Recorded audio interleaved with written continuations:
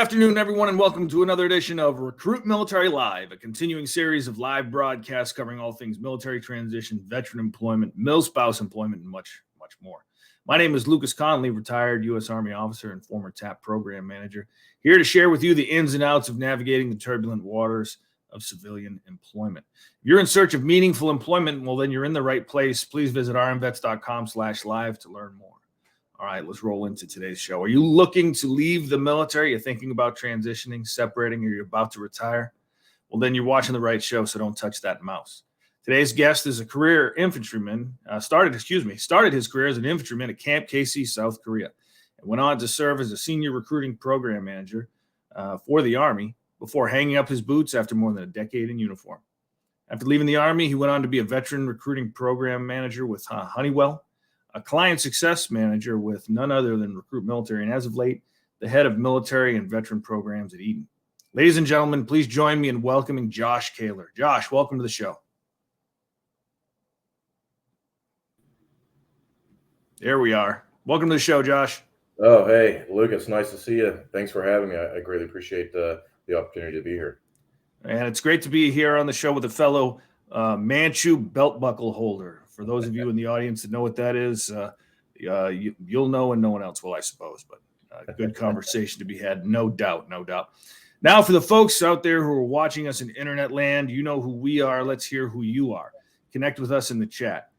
Drop in there your where are you from, who you with, who you served with, what your status is. Are you transitioning out, active duty, National Guard Reserve, active Guard Reserve, or just curious to hear what we have to say?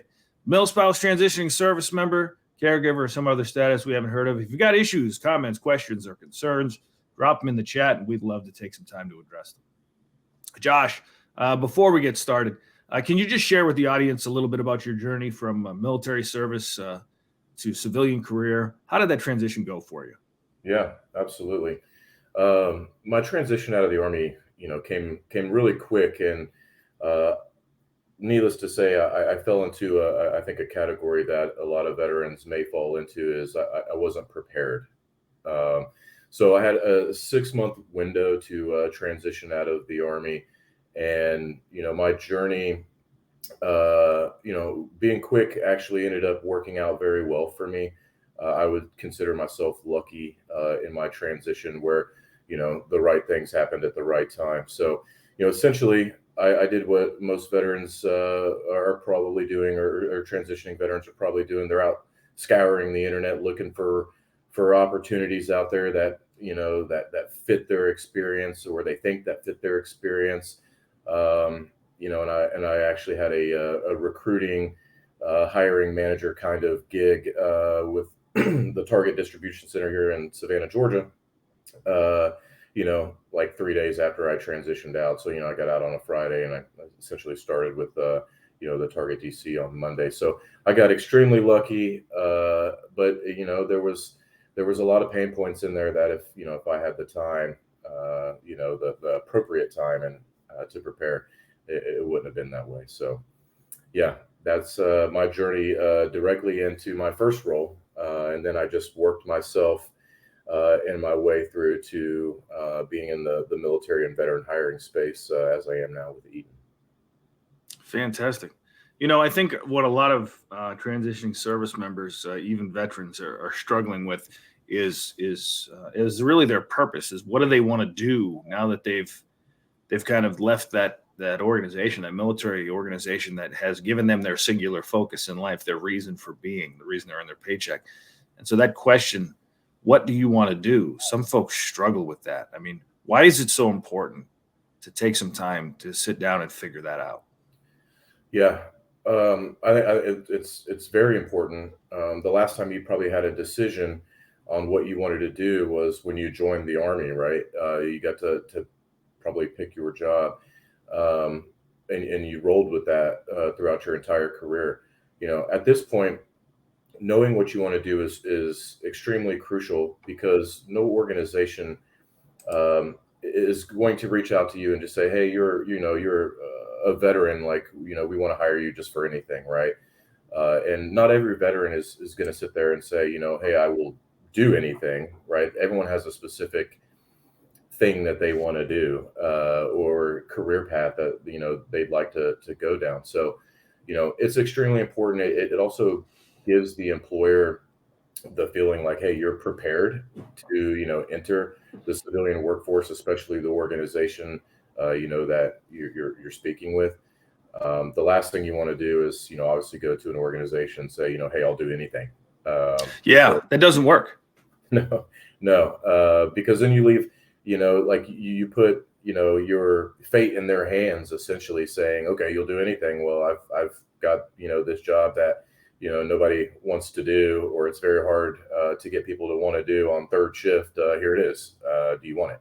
And it's, may not be, what you're looking to do. So, I think that's the first step in transitioning is, hey, what do I want to do?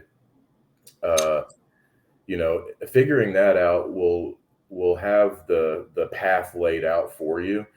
I think, to figure out, okay, now you know what you want to do. What organizations can I do that in effectively? What skill sets and things do I have to do that and showcase to that employer? So I think it really paves the way for the rest of your transition once you have that first initial step of what you want to do. Yeah, and I'll tell you, I hear it all the time. People come to me and say, "Oh, people aren't hiring veterans. People aren't hiring veterans." You're right; they're not hiring veterans. They're hiring qualified candidates to do jobs for them: program manager, HR manager, welder, forklift driver, truck driver. I have never seen a job description that said hiring veteran. Yeah. That's just what you used to be. The question is, what are you now? What are you going to be in the future? And you've got to take a moment to figure that out, or you're just going to pound your head against the wall for the next 10 years. Yeah. And, it's also, if you think about it, in more broadly, like later on, and you try to do some future outlook, if you don't know what you want to do from the initial, start of your transition and then follow that path, and you have to try to figure it out in the first 4 or 5 years after transitioning, what's that look like on a resume? When a recruiter looks at that, they can see like, hey, Josh is bouncing around all over the place. Maybe he's trying to find the right fit. Maybe, and depending on what jobs you've held or what positions you've held in those positions or those companies, it may look like you're job hopping, right? And, some people will look at that and frown upon that. It's not necessarily a bad thing to job hop if you're trying to find the right fit. Don't get me wrong, but I think knowing what you want to do is important, so you decrease the chances of that's how your resume looks like later on. Now, a lot of people tell me that they found a mentor, either someone that they worked with, someone that they knew who already got out, one of the agencies in the organizations that have mentorship opportunities like ACP and Veterati. Did you have somebody that you could lean on as you were heading for the door? Yeah, I mean, I spoke to, so I exited the military in the Army's recruiting command, and it's a very small knit community. So yeah, I did have some folks that I could speak to, once I was in my transition process, which again was very short. And then even afterwards, just to, continue to, improve myself. Hey, what do I need to look for to get into something else? And most of those mentors and folks that I spoke to were already in like corporate recruiting or talent acquisition, which is what path I was, taking out of the Army Recruiting Command. So yeah, they helped. I mean, I didn't use organizations like Veterati, but I highly, recommend a mentor. However, you can access them, whether it be through programs like Veterati or, if you have folks that have already transitioned, reach out to them. It's free. And how it is in the military, everything is information and planning, right? If you don't have the information, you can't plan accordingly. So go get the information, get different experiences because they're all unique and different, and, use those experiences and lessons learned and tweak them for yourself, for a better success rate, for your own transition. Well, some people have compared this preparation process to going to a promotion board, whether it's 5, 6, or E5, E6, E7. And when I talk to some folks, they say, yeah, you've really got to invest the time. It doesn't happen overnight, Right. Would you say that's an apt comparison? Yeah, I think it's a very good analogy or direct comparison. What you're doing essentially for promotion boards is trying to invest in yourself, to get to that next rank and continue on in your career. The transition process is the same. You have to put that rigor in to learning, planning everything. So, for a promotion board, where you probably spent 3 months maybe prepping for that board or that skills-based exam that you have to take in certain branches. You need to do the same in your transition. You need to know what you want to do. So we're going back, right? We're circling back to what you want to do. That's part of it. You need to research industries that you're interested in. So, Yes. If you're from the Navy or the Air Force and you want to be in something like aerospace, start researching those industries so you can have that knowledge, not just specific military knowledge, but what are they doing in the industry, and then eventually down the line, you're going to look at specific organizations. What kind of business is the organization involved with? Eaton, for example, we have an aerospace division, we have a vehicle division. We have obviously our electrical sector is very large. So we have a wide array of industries, if you will, for Eaton. But to prepare yourself, you need to know those things and what opportunities can be out there, and then how obviously you leverage your skill sets to be an asset to that organization. So you take the time during promotion. You need to take the same time in transition, because this transition, this sets the foundation for potentially the rest of your life. No, absolutely. And, you can afford, I hate to say, but you can afford to fail at a promotion board and you're still going to get a paycheck in a couple of weeks. Right. Whereas you really can't afford to fail when it comes to your transition, because your paycheck's about to stop. There's no backup plan here. Now, if you happen to be retiring and you have a pension coming, well, that's a different thing. But I would say you cannot over prepare. Let's switch gears for just a second here and talk for a second about results. I think that many transitioning service members, and you mentioned this when we talked last week, struggle with understanding the simple phrase, results matter. Oftentimes they go, yeah, I get it, results matter, and they move on. You're like, no. You have to understand that results are critical in the civilian marketplace. Can you expound on that? Yeah, absolutely. Achieving results is what drives the business models, right? So if you're achieving results, you're either saving the organization money or the organization is earning more money. So it's critical. So when we say, getting results, it's not just, hey, I walked in, I did what I needed to do today, and, I leave. It's really, what can you do and what have you done and how can you show it to me that drives business forward? Well, not stagnant, but forward. So Right. in the military, getting results could be something like, hey, we need you to go, move X amount of vehicles from here to here. The end objective is to have those vehicles in this new location. And once you're done, like, those are your results. You got them, right? You did what you needed to do. In the civilian, workplace, I think, dollars and cents matter a ton. And, if you're, an engineering manager, for example, and, you're managing engineers that are developing products and sending out, those products need to make the organization money or be able to save the organization money to really have those results. And then bringing it back towards the transition, you have to be able to effectively articulate in your resume to a recruiter, to a hiring manager, to an HR person on how you have achieved results and what those results are relative to that business. So if I'm looking at your resume and I see, Lucas, I see your resume, I need to be able to see your results. And then in my mind say, oh, he's able to achieve these results by doing these things. That is an asset to me in my organization. And I need that to achieve whatever results that we're trying to, metrics or KPIs that, that we're trying to achieve. And oftentimes in the military, though, we're just talking about readiness. In the civilian sector, we're not getting ready to do anything. We're either doing something or we're not. Readiness is irrelevant. You were ready. What does that mean? Can you make money being ready? No, it's a static state. So yeah, that ability to articulate that. And then what you were saying before about saving money, being efficient, this idea, like, for example, if you were to go to rifle range and, somebody says, hey, let's just keep firing until we run out of rounds because we don't want to do a live turn-in. I think if you tried to articulate to a civilian hiring manager that you expended an additional $10,000 worth of ammunition because you didn't feel like doing a live turn-in, they'll just look at you like you're nuts. Yeah. In the civilian world, you would be terminated. Probably. Yes.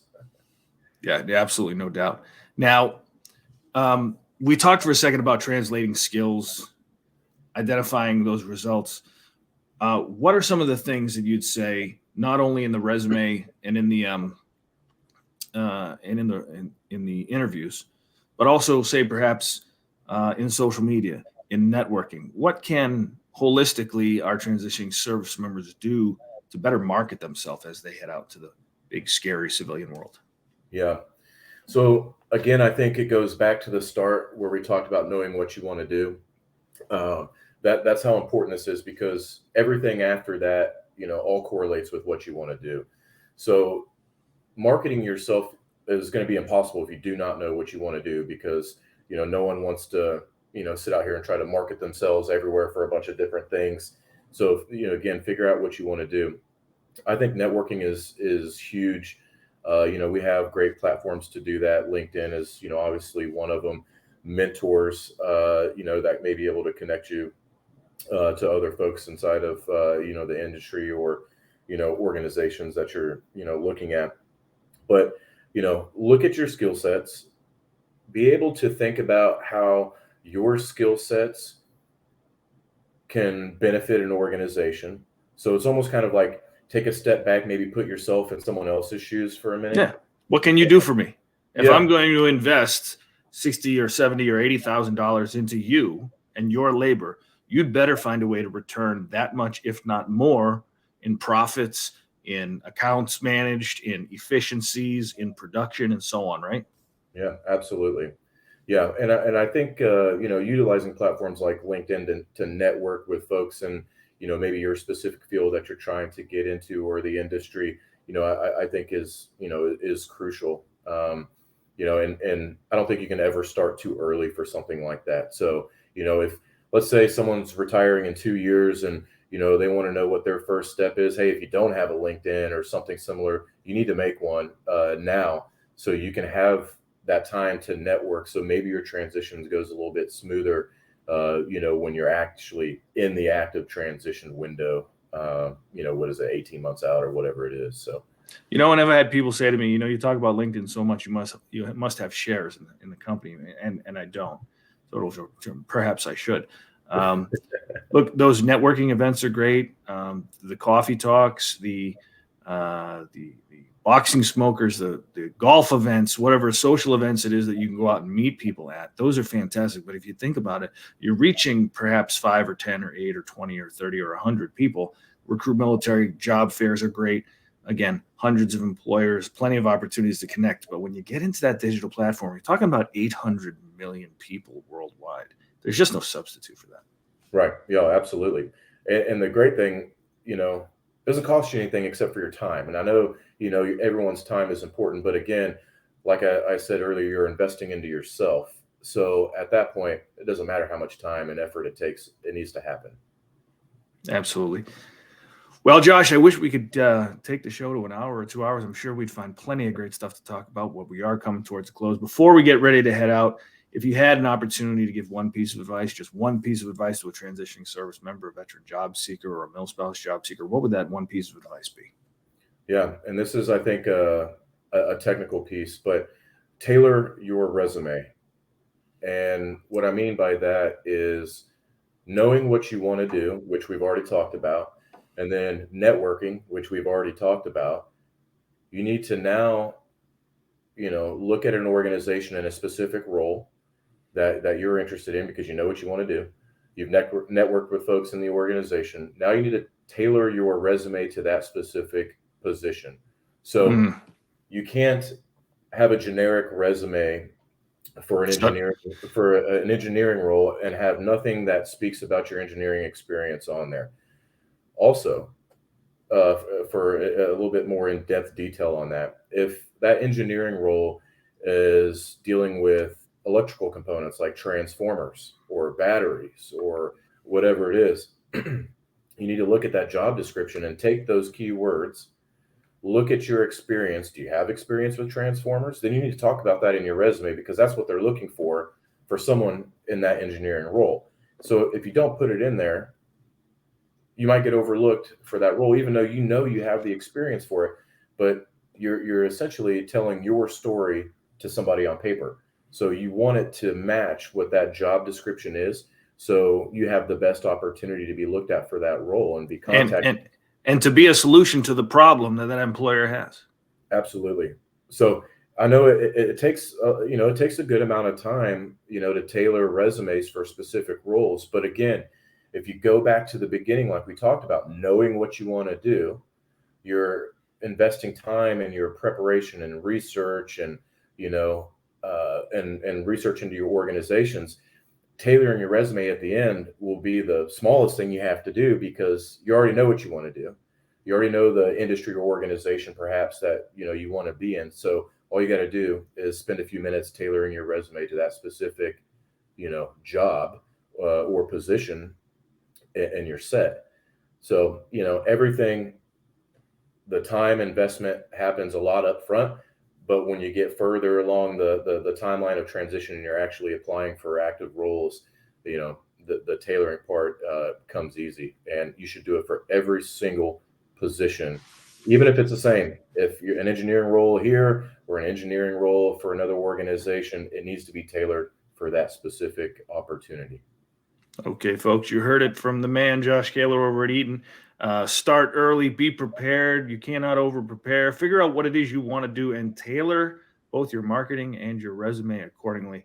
Josh, before we take off, you got anything great going on over there at Eaton you want to share with the audience? Yeah. Hey, if you're looking for, open opportunities, Eaton, has invested, a lot of time and money and effort into growing our military recruiting program. So we do have a talent network, military talent network.